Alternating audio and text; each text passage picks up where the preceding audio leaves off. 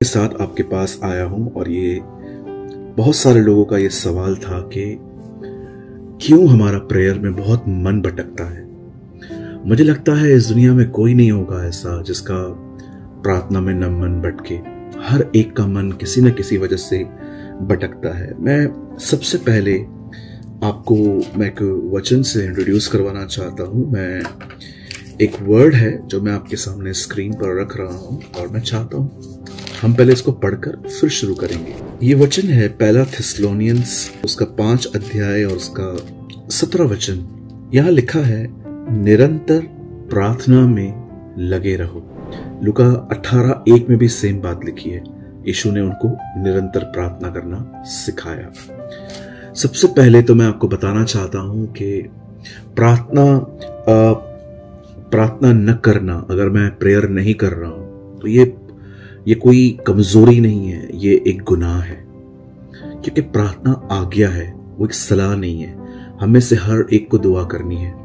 अब मैं आपको बताना चाहता हूं क्यों प्रार्थना में हमारा मन भटकता है, जिसका मैंने 3 कारण मैं आपको बताना चाहता हूं कि 3 वजहों से हमारी प्रार्थना में हमारा जो दिमाग है, हमारा जो मन है, जो हमारे ख्याल हैं, वो भटकते हैं। पहला रीजन, पेंडिंग वर्क। बहुत बार हम कुछ काम अधूरा छोड़ के दुआ करते हैं। जैसे कि हम घर में बैठे हैं और हम अगर लैपटॉप यूज कर रहे हैं, समझिए आपको वर्क फ्रॉम होम है, तो आपको कुछ देर के लिए अपना काम साइड में रख के, पूरी तरह से उसको साइड में रख के फिर दुआ करनी चाहिए।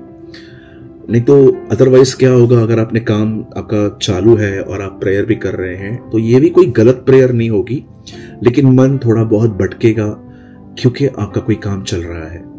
आप दूध गर्म करने के लिए रख के आए हो और आप दुआ कर रहे हो तो आपका दिमाग वहीं चलेगा। आपके सामने आपका पेट बैठा हुआ है, कोई डॉग है या कैट है, अगर आपने उसको सामने रखा आपका मन भटकेगा। बहुत बार हम अपने माइंड को ऑब्जेक्ट देते हैं कि वो भटके। जैसे कि ये एक ऑब्जेक्ट है, मेरे हाथ में एक पेन है, अगर मैं इसको सामने रखूंगा तो मेरा ध्यान बहुत जाएगा। इसीलिए मैं आप में से बहुतों को समझाता हूं कि अगर आप प्रेयर कर रहे हो तो एक टाइम चूज करो मॉर्निंग का, उसमें कोई भी आपके पास नहीं आएगा, ना आपका फोन बजेगा, ना आपका पैट आएगा, ना आपको कुछ काम होगा। आप बहुत खूबसूरत तरीके से प्रभु को अपना टाइम दे सकते हो। और इसके लिए आपको प्रिपरेशन करनी पड़ेगी, आपको रात को जल्दी सोना पड़ेगा। अगर आपको नींद नहीं आती है तो भी आपको अपने आप को सुलाना पड़ेगा, क्योंकि अगर आप जल्दी सोएंगे तो जल्दी उठ पाएंगे, क्योंकि आपकी नींद कंप्लीट होनी चाहिए। सबसे पहली चीज मैंने देखा है कि जो लोगों का दिमाग बहुत भटकता है, मन बहुत भटकता है, उसका मेन एक रीजन ये है कि वे किसी चीज को अनसेटल करके दुआ करते हैं। यीशु ने कहा, यदि तू मेरी वेदी पर आए, अल्टर पर आए, और अगर तुझे वहां पर पता चले कि तेरे भाई के मन में या तेरे मन में कुछ चल रहा है, लिखा है उसको, उस भेंट को वहीं छोड़ और जा और वहां पर जाके मेल मिलाप कर। प्रभु जानते थे ऐसी दिशा में प्रेयर नहीं होती है। तो सबसे पहले आपको अपने माइंड को ऑब्जेक्ट नहीं देना चाहिए कि वो भटके। दूसरी चीज, अगर ये प्रॉब्लम नहीं है तो एक दूसरी प्रॉब्लम हो सकती है और वो है दुष्ट आत्माएं। मैं आपको बताना चाहता हूं, हमारे इस दुनिया में जहां हम रहते हैं वहां पर बहुत सारी बुरी और दुष्ट और अशुद्ध आत्माएं हैं जो हमारे दिमाग के साथ खेलती हैं। कई बार दुष्ट आत्मा आपके पास्ट को प्रेयर में याद करवा सकती है, फ्यूचर का टेंशन दे सकती है, उसके आपके दिमाग में तरह तरह की बातें वो डाल सकते हैं।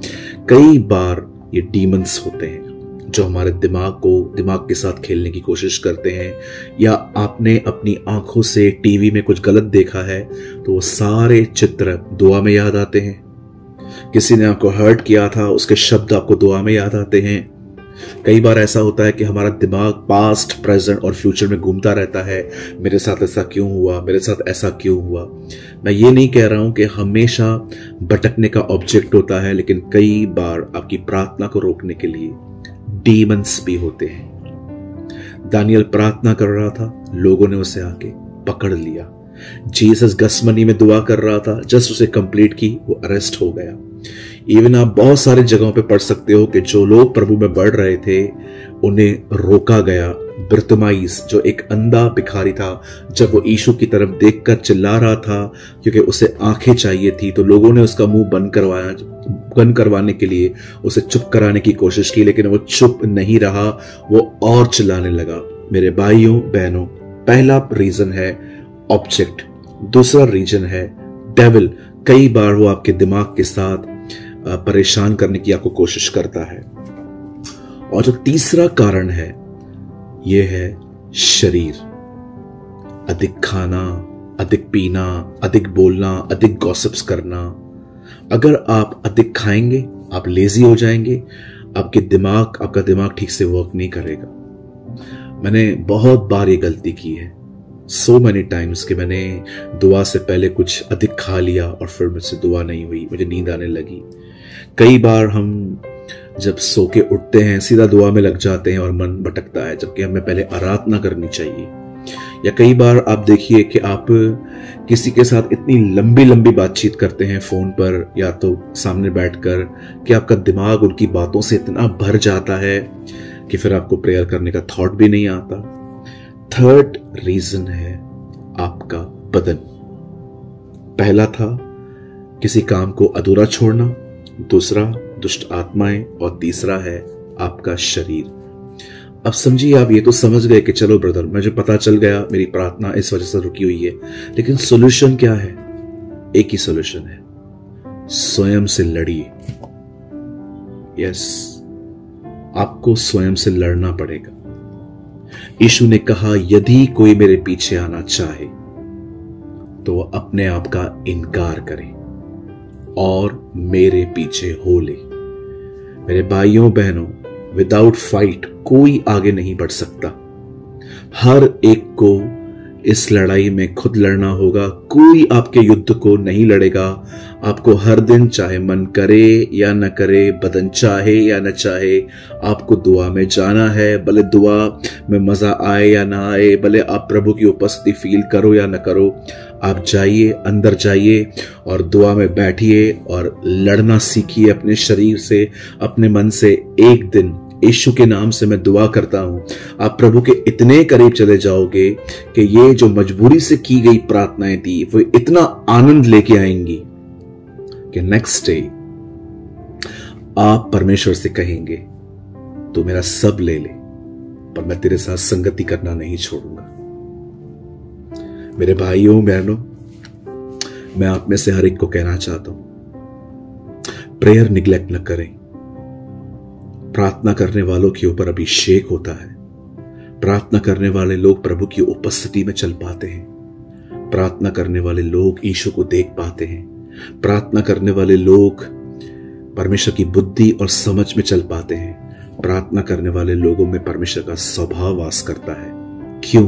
क्योंकि जो प्रार्थना करता है वो परमेश्वर से जुड़ा हुआ रहता है और उसकी सारी चीजें वहीं से मुहैया होती हैं। उसे हर चीज परमेश्वर, क्या कहा यीशु ने, तुम दाखलता हो मैं डाली हूं, मैं दाखलता हूं तुम डाली हो, और जो डाली मुझ में बनी रहती है वो फल लाती है। हमें लड़ना पड़ेगा। क्रिश्चियन लाइफ एक फाइट है, एक दौड़ है जिसमें हमें दौड़ना है। मैं उम्मीद करता हूं छोटी सी इस वर्ड में आपको बुद्धि और समझ मिली होगी। मैं एक छोटी सी प्रार्थना आपके लिए करना चाहता हूं। स्वर्गीय पिता, मैं दुआ करता हूं मेरे भाइयों के लिए, मेरी बहनों के लिए। मैं अपने लिए भी दुआ करता हूं, प्रभु हमें ब्लेस करें, हम पर रहम करें, हमें लड़ना सिखाएं, चाहे मन करे या न करे, चाहे बदन चाहे न चाहे, हमें दुआ में जाना सिखा प्रभु, हम पर दया कर। धन्यवाद प्रभु हमारी दुआओं को सुनने के लिए, यीशु के नाम में आमीन।